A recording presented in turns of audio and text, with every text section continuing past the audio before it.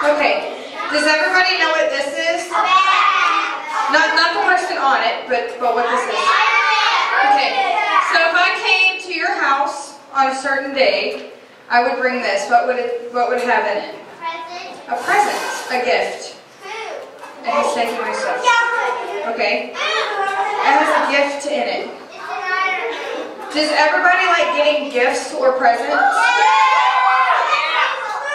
I know that I love to get gifts. There's a couple of days during the year that everybody gets a gift. Like my birthday, well, I get the gift, not everybody gets a gift. On your birthday, you get your birthday. Yes? On Christmas? You get a gift on Christmas? Are you sure? Oh, because it's Christmas. Well, who's the best gift of all on Christmas? That's right. Good job, guys. That's right. Jesus Christ is the best gift on Christmas. Well, you know what? I love to get gifts. Okay? Huh? We don't know what he's going to do. I don't know what he's... Yes, this is Iron Man 2. This is what it's from. It's Iron Man 2. It's from my kid's birthday party, actually. Today, we're going to talk about getting an amazing gift. What gift have we been talking about? The Holy Spirit. That's right. Do y'all know what he does for us? Do y'all know what he does for us? Power. Yes, we get power. God the Father is the Creator who loves and protects us. Jesus Christ is the Son who gave his life to pay for us. And then and number 3 is the Holy Spirit. But a lot of people are confused about what the Holy Spirit does. Okay? So we're going to open this bag and we're going to pull out one of the things that he does for us. Let's see. I think this one will work. Let's see what it says. What does this say? Comfort and peace. The Holy Spirit gives us comfort and peace. Have you ever had something really bad happen? Like, really bad, and you just couldn't help it but be worried and upset about it? Like, maybe your friend was in a car accident and you don't know what's going to happen to her. Or, you know, maybe your dog ran away and you don't know what happened to her. You know, you're just like, I don't know what's going to go on. I don't know what's going to happen. Well, that's where the Holy Spirit comes in. Shh. That's where the Holy Spirit comes in. Okay? Maybe you got a bad note on your report card and you're very scared for your parents to see it. I know I didn't like getting report cards when I was in school because I was like, I did fail that test, or, you know, I didn't do so good on that quiz. But you never know, okay? That's where the Holy Spirit comes in. He says, you know what? I'm the comforter. He gives us comfort and peace. He soothes you and he lets you know everything's going to be okay because he's here, okay? All we have to do is ask him. Ask him to come into your life and say, you're going to be my comforter. And so that's what he does. Okay? He gives us comfort and peace. We're going to put that right there. What else does he do? I think that he gives us, let's see, guidance. This is what that says. Guidance. Okay? Do you know what a guidance? Do you know what somebody that guides you does? Like, have you ever been on a tour? You had a tour guide? You know, like you go to the museums and they take you on a tour guide. They tell you where to go and how to get there. Or like a school counselor. Okay? He's a counselor as well. The Holy Spirit leads us and guides us through difficult decisions. Many times we don't know what to do, so we have to ask God to help us and make our decisions. The Bible calls the Holy Spirit our counselor. Okay? A counselor is a person that helps you through tough decisions. Maybe you're having a hard time deciding whether or not you should have friends or be friends with a certain person. You never know. That person might be, you know, doing some stuff that you don't like to do, or hanging out with people that you already don't like, or, you know, they're a bad influence. So, you know, maybe the Holy Spirit will say, you know, you shouldn't be friends with that person, or, yes, be a friend to that person and show them the Holy Spirit and lead them to Christ so that you can be a good friend to them. Okay? Maybe you can't decide whether you should get into school and get into sports while you're at school. You just never know. Okay? But the Holy Spirit can lead you and guide you through that. And the last one that the Holy Spirit is, let's see, I'll put this back down. I wonder what Mr. Robert set up behind me. What is that?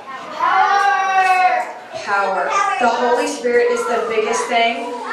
Power. Okay? The most importantly, the Holy Spirit gives us power. Do you know why He gives us power? So that we have the courage and the power to tell others about Jesus Christ. Many times, kids are scared to tell others about Jesus Christ and His love. Let's see what Mr. Robert wants to do today. No, not Chuck Fu. Okay, so we're talking about the power. This thing's popping. The power of the Holy Spirit, okay? Now, the Holy Spirit gives us power, okay, to stand up for Jesus. And that's a good thing. We all want to stand up for Jesus, right? Yes, sir. We all want to stand up for Jesus, right? Okay, and a lot of times kids like you and kids like me, a lot of times we're scared to tell others, right? Would you agree? Okay. So, remember Peter. Do y'all remember Peter? We've talked about him before. Do y'all remember talking about Peter? Okay, remember Peter in the Bible. He was one of Jesus' disciples. After Jesus was arrested and about to be crucified, Peter was asked 3 different times if he knew who Jesus was. Now, the 3 times he was asked, what did he do? He said no. That's right. He denied Jesus. Okay? He could have taken the opportunity to tell others about Jesus and the fact that He was innocent and that He was the Son of God. But instead He was scared and He told them, hey man, I don't know. He just lied to him. He just said, I don't know who this guy is. I don't know what's going on. Okay? Well, that is what Peter was like before the Holy Spirit. Okay? Before the power. I mean, after the power of the Holy Spirit, he was bold and strong and he wasn't afraid at all to tell people about Jesus. Okay? He walked out of the upper room where he was baptized with the Holy Spirit and preached his very first sermon. Did you know that? And at his very first sermon that day, 3,000 people, say 3,000. 3,000. That's a lot of people. 3,000 people gave their hearts to Jesus. That's some major power, huh? Yes. Now, to help you understand the difference, okay, this is very important. I'm going to need some help from some folk, okay? I'm going to show you something. Hold on. Now this is a saw, okay? Now, living your life without the Holy Spirit, okay? So this is pre-upper room, pre-Holy Spirit. This is Peter when he was denying Jesus. Sometimes it's kind of hard. I mean, I can't even get started. It takes a lot of work. And, I mean, you might tell some people about Jesus and you might get some stuff done and you might do some hard work for God. But, you know, it's just not the same, right? But there's power. That's what we're talking about, power, right? Can you say power? Power! No, say power. Power! Y'all, come on, power.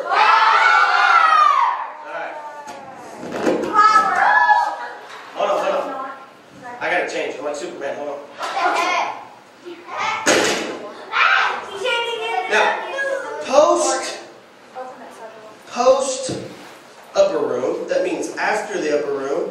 Okay? And after the power and being filled with the power of the Holy Spirit, life changed completely. Okay? And all of a sudden there's power. There's power involved. You gotta pray a little bit. Hold on. Keep praying. He's coming. Hold on.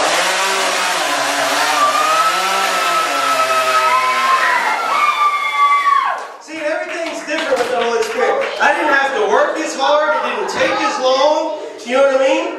I mean, I had, would you say, the power.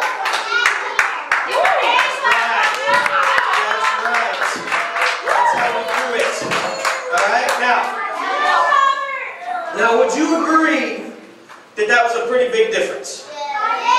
Would you agree? And maybe a little smellier, but a pretty big difference, right? Alright.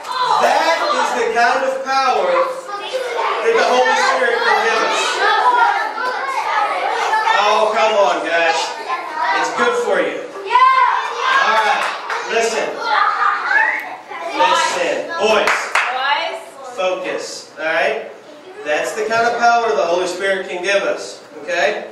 He gives us power, guidance, comfort, and peace. God has promised a wonderful gift to all who will receive. All you have to do is ask and receive.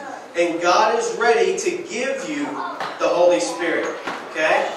Now, we are going to have a little altar time here. It's probably going to be a little brighter because we're going to have the doors open.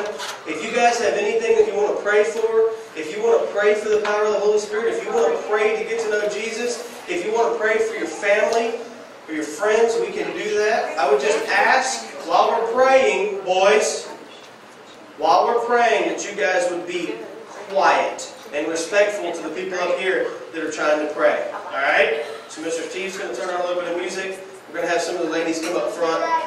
We'll do one on each side. That way we're not around all the sawdust and everything.